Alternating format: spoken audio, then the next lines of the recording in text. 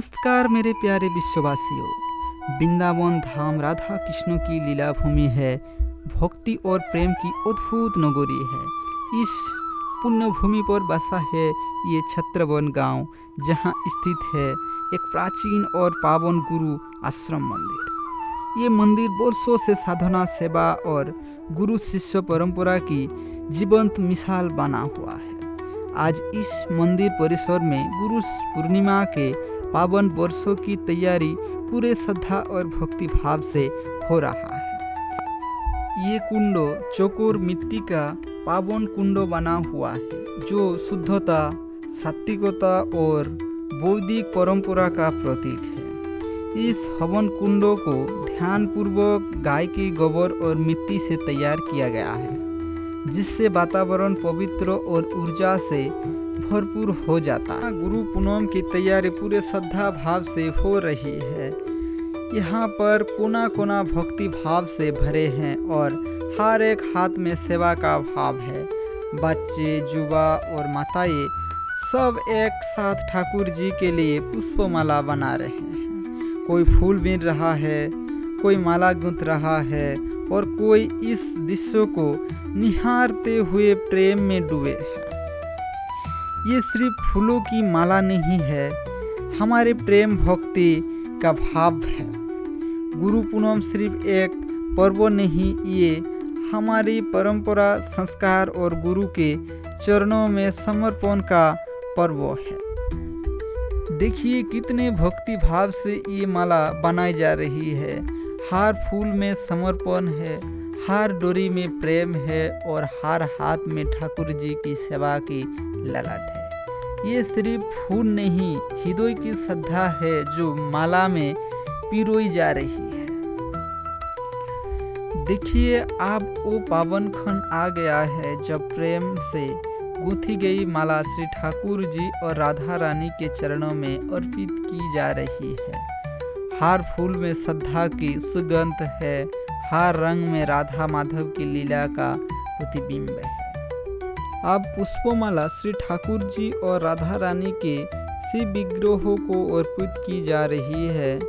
ये कोई साधारण माला नहीं है, ये हर उस भक्ति के भाव का समर्पण है जिसने प्रेम पूर्वक एक एक फूल को चुनकर श्रद्धा से गूंथकर इस माला को तैयार किया। देखिए ये श्री ठाकुर जी का विग्रह नहीं है, स्वयं साक्षात प्रेम स्वरूप भगवान श्री कृष्ण का प्रकट रूप है, जहां भक्तों अपनी आंखों से नहीं अपने हृदय से दर्शन करता है। आप देख सकते हो कितना सुंदर सजाए है ठाकुर जी का मंडप। एक एक फूल को आपने देखो कितना सुंदर से रखा है। गोपाल को कितना सुंदर दिख रहा है, ठाकुर जी का विग्रह हो, राधा रानी जी का विग्रह। देखिए अब हो रहा है हवन। हवन में केवल लकड़ियाँ और घी ही नहीं डाल रहे, बल्कि हमारा अहम, दोष, मोह और आलस्य भी जल रहा है। और उस अग्नि की ज्वाला में उड़ रहे हैं आत्मा का शुद्ध स्वर ओम शांति, ओम शांति।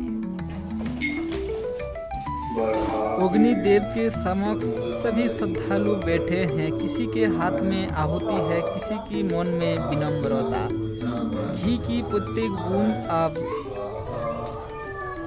गुरु पूर्णिमा पर हवन के माध्यम से हम गुरु के चरणों में आहुति प्रदान करते हैं, कृतज्ञता और भक्ति को अर्पित करते हैं।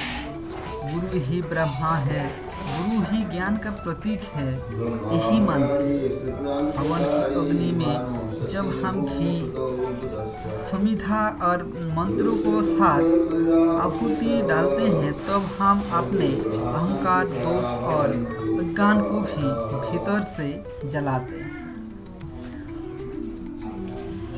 हवन में प्रयोग की जाने वाली जड़ी बूटियाँ, गाय की घी और विशेष लकड़ियाँ वातावरण को शुद्ध करती हैं। ये केवल हवन ही नहीं, बल्कि आंतरिक मनोवृत्ति को भी निर्मल करती है।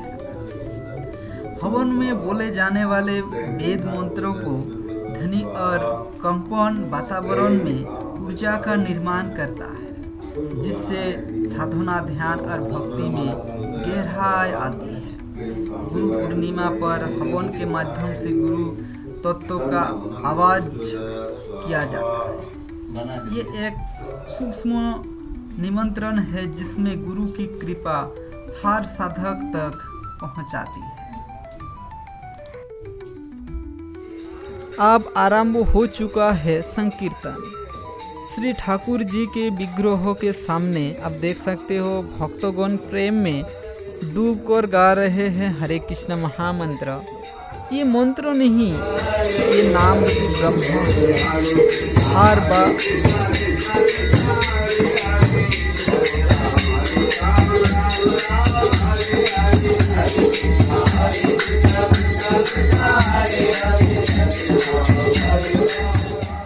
ये मंत्र नहीं, ये नाम रूपी ब्रह्म है।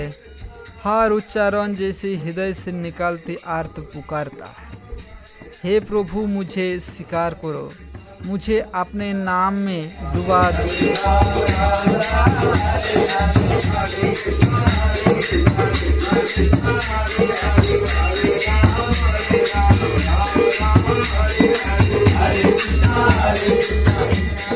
ठाकुर जी के सामने ये कीर्तन ऐसा प्रतीत होता है कि स्वर्गलोक उतर आया है धरती पर। हरे राम हरे कृष्ण प्रेम झरना बह रहा।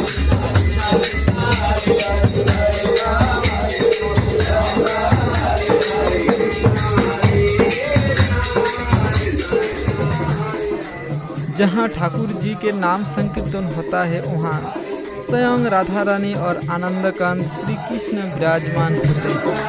हरे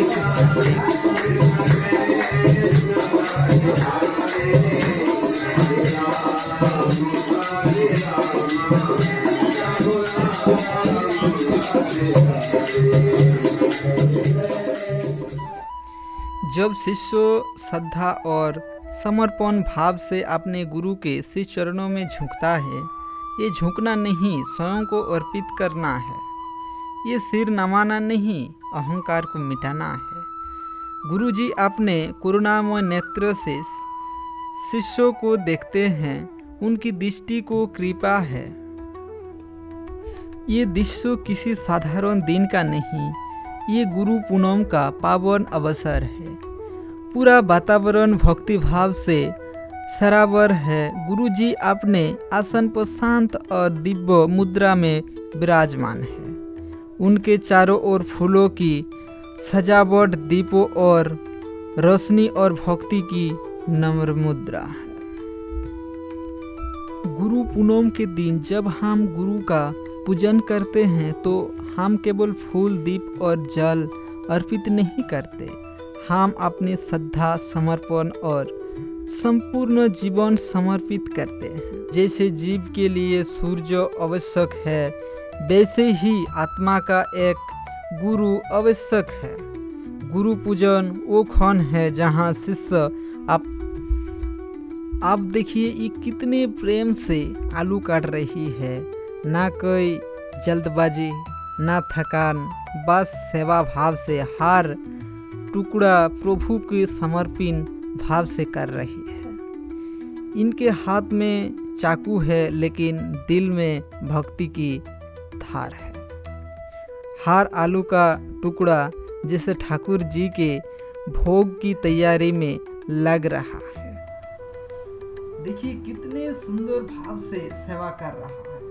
इनका एक ही उद्देश्य है, वो है ठाकुर जी का सेवा करना, अपना गुरु जी का जो आज ये देखिए यहाँ भक्तजन प्रेम से पुआ बना रही है। गरम तेल में मीठा पुआ डाली जा रही है, चारों ओर मधुर खुशबू फैल रही है। लेकिन इन भक्तों को सिर्फ एक ही बात का ध्यान है, प्रभु को प्रसन्न करना है।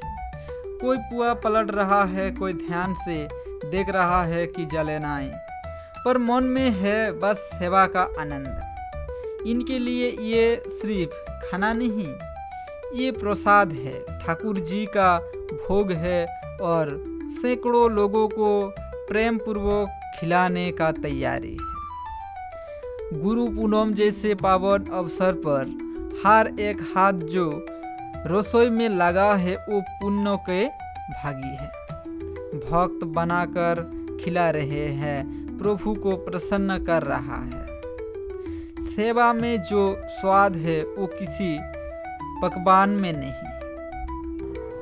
आप देख सकते हो धीरे धीरे गर्म तेल में सुनहरा हो रहा है पुआ।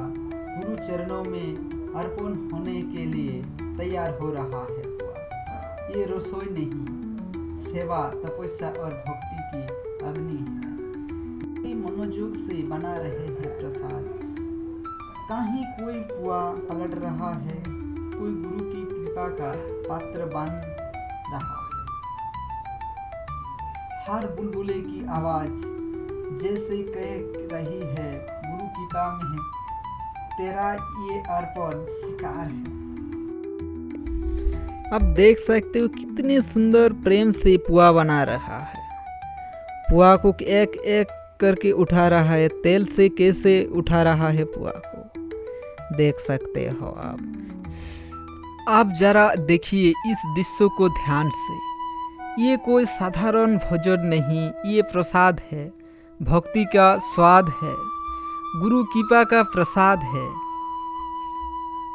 आंगन में हाँ हर भक्त को मिलता है प्रसाद में स्वाद नहीं, आशीर्वाद। और ये दृश्य गांव के मंदिर प्रांगण में भक्ति और सेवा की एक जीवंत झलक है। देखिए जरा इस भावपूर्ण दृश्य को। ये दोनों सेवा भावी भगत कितने श्रद्धा और समर्पण से प्रसाद बांट रहा है। ना कोई थकावट का चिंता, ना कोई जल्दबाजी, बस एक ही भावना कि हर एक को पूरी श्रद्धा और प्रेम से प्रसाद देना है। देखिए कितने सुंदर भाव से सेवा कर रहा है। इनका एक ही उद्देश्य है, वो है ठाकुर जी का सेवा करना। अपना गुरु जी का जो आज पूजन करना है वो सेवा भाव से उसका पुण्य अर्जित करना है। कितना भाव से कर रहे हैं आप देख सकते हो।